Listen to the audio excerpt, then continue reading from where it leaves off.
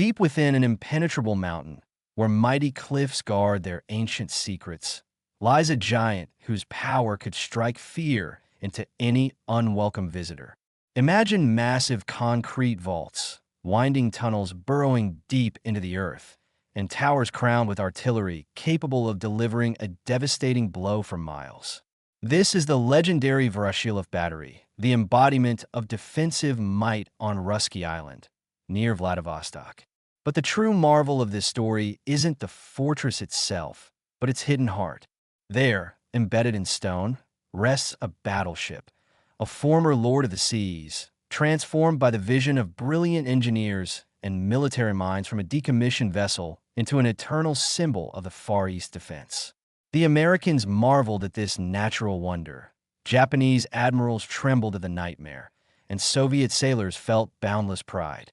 How did a colossal battleship, built to conquer oceans, end up buried within subterranean labyrinths, invisible to enemy eyes? To find the answer, we must journey back to the dawn of the 20th century. At that time, the Russian Empire faced a harsh reality. Its eastern borders were under threat, and the enemy stood at its very gates.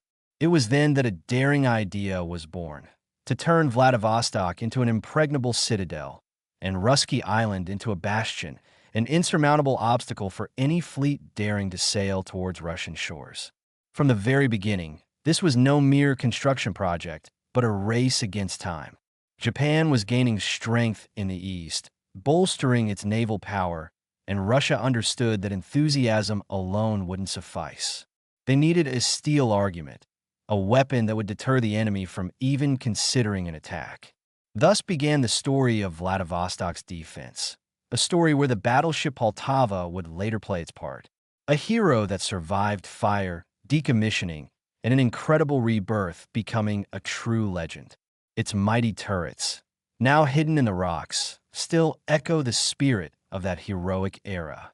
The Voroshilov Battery stands not only as a testament to engineering genius, but also as proof of how Soviet military minds could plan for decades ahead. Vladivostok, this city at Russia's edge, was the key to the Pacific Ocean. Here, the fate of the nation's eastern frontiers was decided. The Russo-Japanese War delivered a brutal lesson. The enemy was not dormant and was ready to strike again. Japanese warships had already dared to approach Russian shores, sending a stark warning throughout the empire. The decision was made instantly. Vladivostok must become an impregnable fortress, capable of withstanding any siege. And so, on the map, a colossal system of defensive structures emerged, the Vladivostok Fortress, unparalleled in all of Asia. In the mountains and along the coast of the island, Russians erected forts, artillery batteries, and ammunition depots. Engineers meticulously planned every detail. Lines of fire intersected, narrow straits were swept by gunfire, and underground passages linked key positions. The Japanese quickly realized that an attempt to break through to the city would be suicidal. Consider the winter of 1904, 31 degrees below zero, the bay frozen over, and Japanese cruisers armed with 200mm guns dare to attack. They bombarded the eastern part of Vladivostok, workshops and batteries under construction, but the enemy never made that decisive move. The eastern Bosphorus Strait, separating Russky Island from the mainland, remained closed to them. Japanese admirals knew Russian guns stood there, and any advance would mean annihilation. These events cemented Vladivostok's reputation as a bastion to be reckoned with. For Russia, this was a moment of profound relief. If the enemy feared entering the strait, then the fortress was working. However, new trials lay ahead: revolutions, world war, the fading of former power. The defensive structures began to decay, and Russia once again risked being left undefended in the east. It was during this unsettling period that the idea arose. Defense needed not just to be maintained, but transformed into something entirely new, into a weapon history had never seen. After the end of the Russo-Japanese War in 1905, Russia entered a period of severe hardship. Despite the Vladivostok fortress proving its effectiveness and becoming a symbol of resilience, the country itself was forced to make concessions. Russia lost the southern half of Sakhalin, surrendered the lease of Port Arthur and the Liaodong Peninsula, and forfeited rights to crucial railway lines in Manchuria. All these losses painfully impacted the empire and its ability to keep its eastern borders fully prepared. Vladivostok, remaining Russia's sole fully operational naval base in the Far East, found itself in a unique, yet extremely vulnerable position. It stood at the end of the Great Trans-Siberian Railway, a port for trade and military supplies, yet had to hold the line of defense in the Pacific Ocean almost single-handedly. This was far too dangerous for the state. In the initial years after the war, attempts were made to strengthen the old bastions. Forts were completed on Russky Island, new batteries erected, but soon revolutionary unrest began. Vladivostok found itself at the epicenter of political storms, and resources meant for fortifications were redirected elsewhere. Then came World War I, bringing another shortage of materials, artillery, and manpower. On the European fronts, every shell and every gun was precious, and the far eastern fortresses were forgotten. As the country plunged into the vortex of revolutionary events in 1917, followed by the abyss of civil war, the Vladivostok fortress was virtually forgotten. Cannons rusted, concrete fortifications slowly crumbled, and garrisons suffered from supply shortages. In those grim times, it seemed the once formidable citadel was destined to turn to ruins, with Japan merely biding its time for another strike. Decades passed.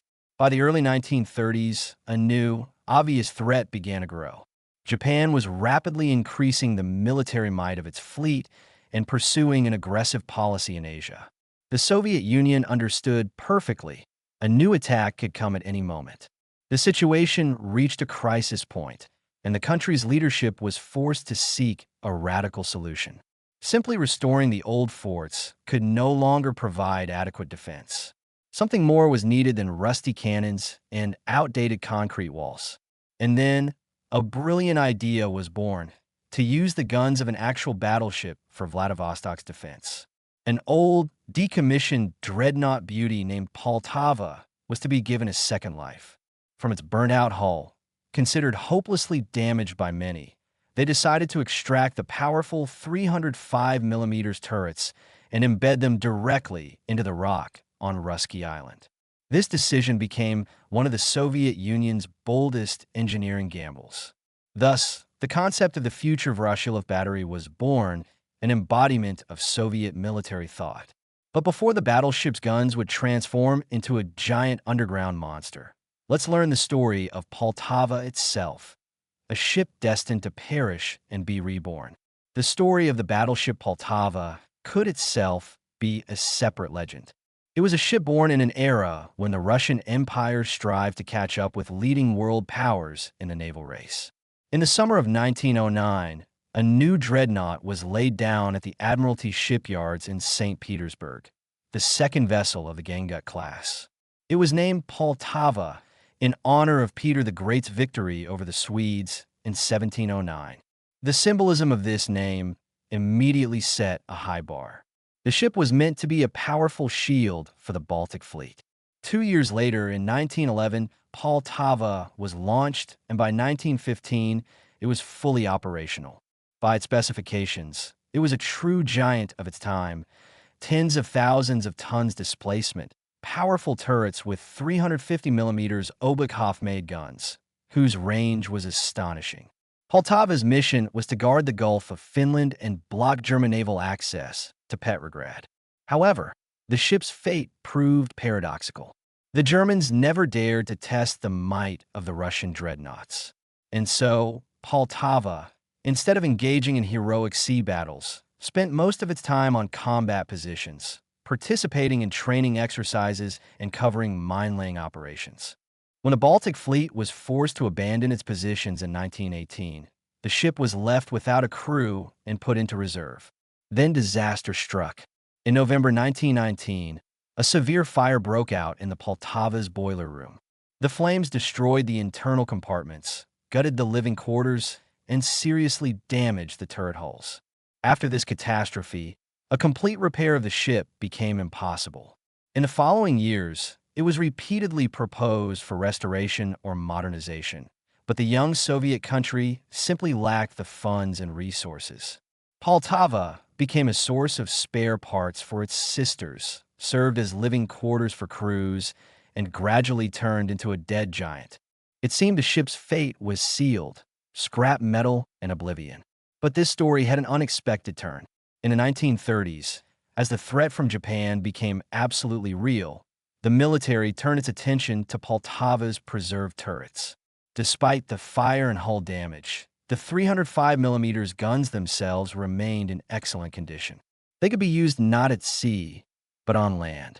The idea was daring: to transform an old battleship into an impenetrable coastal battery, hiding its heart deep within the rock. Thus began the preparation for the creation of the legendary Voroshilov Battery. The fate of the burnt ship suddenly changed. From a decommissioned hull, it became a donor, a weapon that would serve the country for decades more and become a symbol of Soviet engineering prowess. The construction of the Voroshilov Battery was one of the Soviet Union's most massive engineering projects in the Far East. In the early 1930s, as the threat of Japanese invasion became increasingly palpable, the military concluded Vladivostok needed not just a new fortification, but a true fortress, hidden within the Earth's depths, capable of withstanding the assault of even the most powerful fleet. In 1932, work began at the southern tip of Russky Island, near Novik Bay. Concrete, metal, machinery, cables, and tens of tons of engineering structures were brought to this location. Work was carried out under the strictest secrecy. Officially, it was documented as the construction of an ordinary fortification, but in reality, an underground citadel was being created. The main task was to embed the battleship Poltava's turrets into the rock. Each turret weighed hundreds of tons, and the guns themselves were almost 16 meters long. To accommodate them and ensure the operation of the mechanisms, colossal underground tunnels had to be excavated and an entire underground complex built. Passages extending 250 meters, 5-tier halls up to 15 meters deep, ammunition storage, living quarters, generator rooms, and command posts emerged. All this was connected into a single system, hidden from enemy eyes. The thickness of the concrete ceilings was astonishing. 3-meter-thick vaults could withstand the direct hit of a 1-ton aerial bomb. This meant that even under massive bombardment, the battery would continue to fire. For its time, this was a true marvel of engineering thought. By 1934, the work was completed. On the surface, only 2 massive turrets rose, each housing 3 305mm caliber guns. Their firing range reached 35 kilometers, enough to control the entire strait and approaches to Vladivostok. Special attention was paid to the complex's autonomy. Inside, there were diesel power stations, food and water storage, and barracks. In case of war, a garrison of 400 men could hold out for weeks without leaving the underground tunnels. Each turret was manned by 70 sailors and artillerymen, working in round-the-clock shifts. Engineers even provided for the manual rotation of the turrets. If the electricity was damaged, 10 men were enough to rotate the 900-ton monster using mechanical systems. This combination of electric drives and mechanics made the battery reliable as clockwork. When construction was finished, the battery was named after the People's Commissar of Defense, Clement Voroshilov, who actively supported the project. For the Soviet country, this was more than just a fortification. It was a symbol that the Far East was securely protected, that the enemy would not dare approach Vladivostok. Life on the Voroshilov Battery was unique, and those who served there recalled it as service in a separate underground world.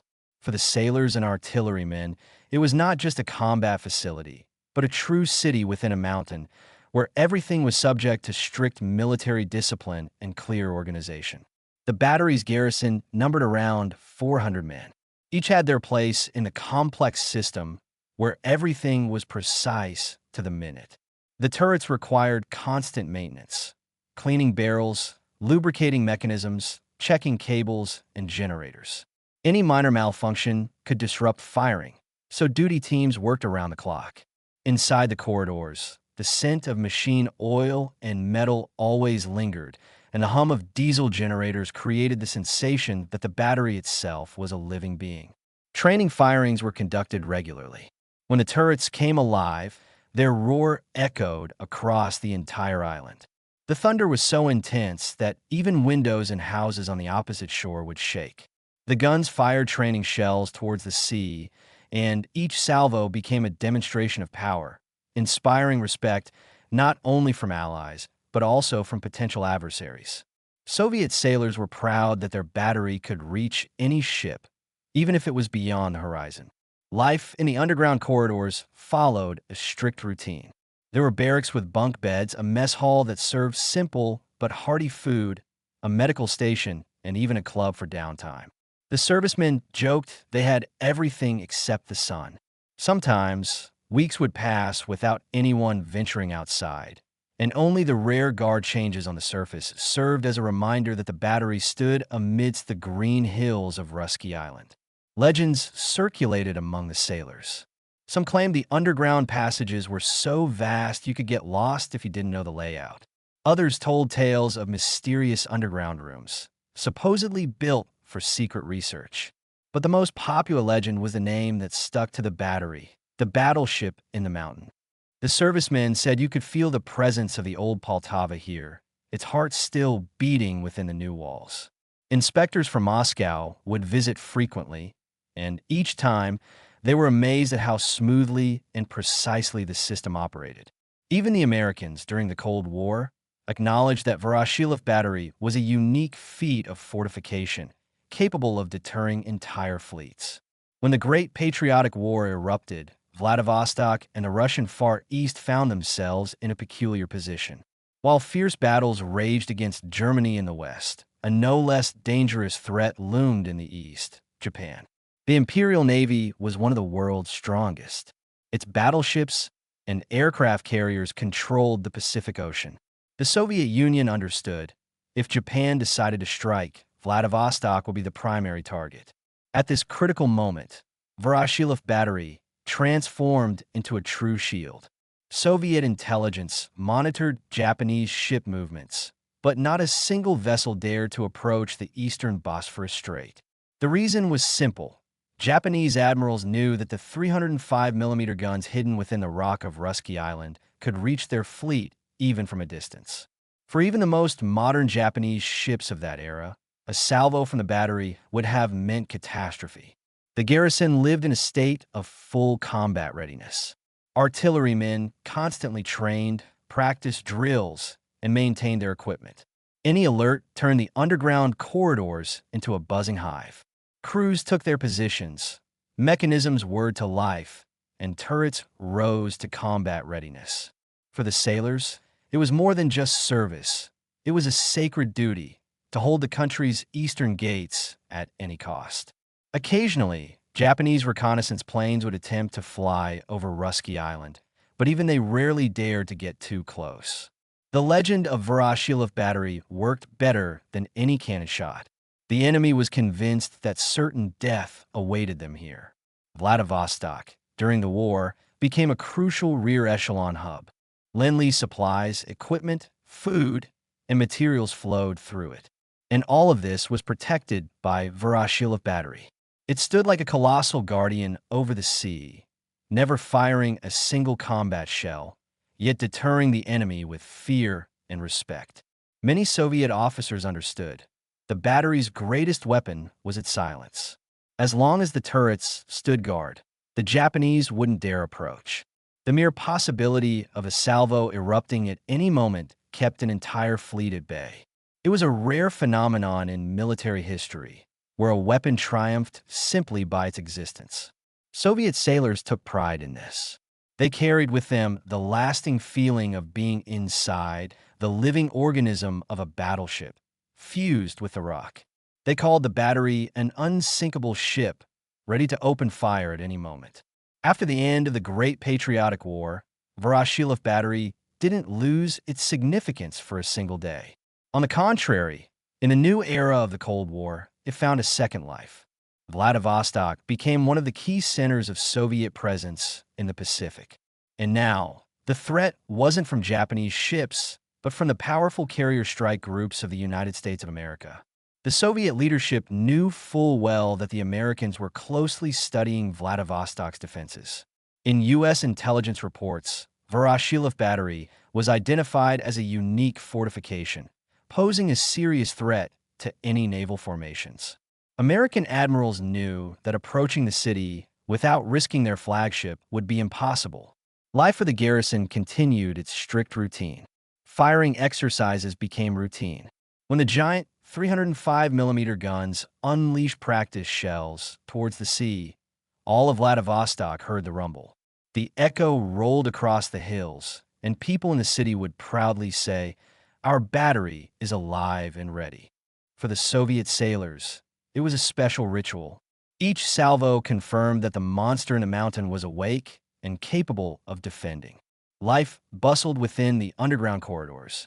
Young sailors learned from their seasoned comrades how to handle the machinery, how to synchronize the delivery of hundreds of kilogram shells, and how to react instantly to a combat alert.